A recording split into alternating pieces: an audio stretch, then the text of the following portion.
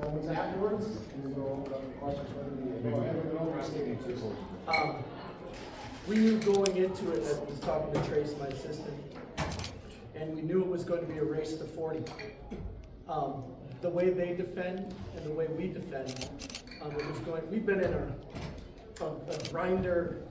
We called it a rock fight versus Hartford, a chainsaw fight versus Milwaukee, and this was back to brass knuckles. I mean, it was just physical and a defensive brand of basketball that a lot of people didn't think we could do. I mean, they think we're an offensive team, but these guys adapted and adjusted and did everything that we needed to do to win this.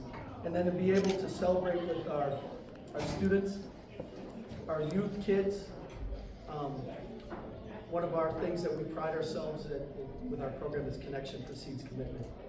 And these guys connect with our youth kids so much, and we get to see them. It just builds for the next group. And these guys are just a huge part of it. Dave, I don't know, 18 second half points are a lot. I'm sure you're happy with that. There were a couple that I didn't like. The defensive performance overall, I mean, they had 8 in the first half. We've seen this from these girls, but I don't know if any football teams dive as much on the floor as this team does. So can you just talk about their effort and just, no one has more will than them? I've done this for a long time as an assistant and now as a head coach. And I've coached football and coached basketball, coached boys and coached girls. This is by far, and it's not even close, the toughest group of kids I've ever been around. They are physically tough, they are mentally tough, and the best thing about it is, one of the things my dad taught me, he was my first coach of basketball, you can only win if you have intelligent players. This is an academic all-state team, and now we're state champions. That goes hand in hand, absolutely, and there's no doubt about that in my mind. Raegan, back on February 1st, I think it was, you had the injury, worked your way back. I'm sure there was a lot of challenges there for you. You talked about how satisfying this must be for you to go out there and perform as well as you did. It was a really good performance. I knew I didn't want that to be my last time playing. It wasn't a good game for the whole team, for me and everybody. Like, it was just, I didn't want that to be the last thing that I had in my mind playing for Kimberly. I worked my way back. I was at 0%. Not fully at 100 right now, but I worked through it. I tough it out every day, every game, every possession, and I just keep working at it. And it means so much to me that I came back and we were able to succeed. And this is our last outcome goal that we had for the season, and we accomplished it. And it just makes me so happy that I came back and was able to. Just curious, what percentage would you be at? I'm gonna say like 80. That's probably. That's a lot. Dave, we talked during the season and, the talent on the floor, the talent that's sitting on the bench. Was there pressure from the start of the season for this team to do this? Because your opponents talk about how talented you were, and you showed that through the season. Yeah, I mean, our expectations are, these guys know my expectations are pretty high. I mean, it's little things, doing things correctly. And then we talked again as a staff, and I've never told these guys this until now. On paper, this is the best Kimberly team that we've ever had. And there's been some great teams, but just on paper. Paper means nothing, means absolutely nothing, until you go out and actually prove it. These guys proved it. They proved it every night. We had one slip up during the year, which actually helped us.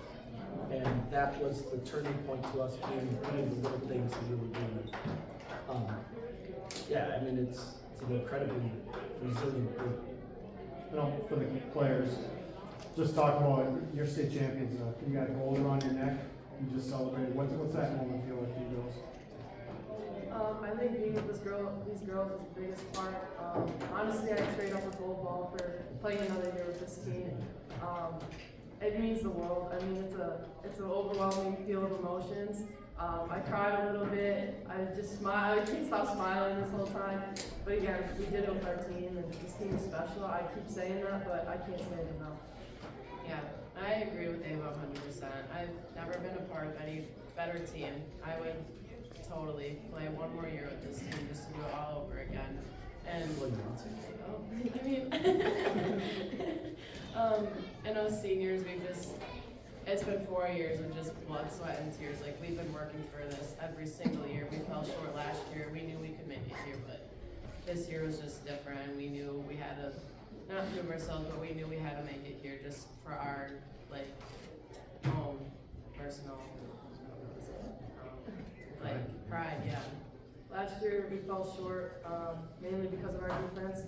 So our coaches, they made sure that's all we worked on, not all, but that's something that we worked on heavily. So we came out strong this year and we want to prove that, again, we are only an offensive team. But it's also cool that our athletes, our whole team, we coach each other. We don't have to rely on a coach to set a play up, to know what defense we're in, like, we have that on the court together. Yeah, and in our timeouts, it's always players talking until Pistol comes in, maybe writes up a play or just talks us through something, but it's all player-led, and I think our biggest thing that we actually bought into this year, and it really, really helped us, is that we play for each other and not for our own self. We were so selfless this year, and it showed and it paid off, and I don't know, I'm just so happy for this team.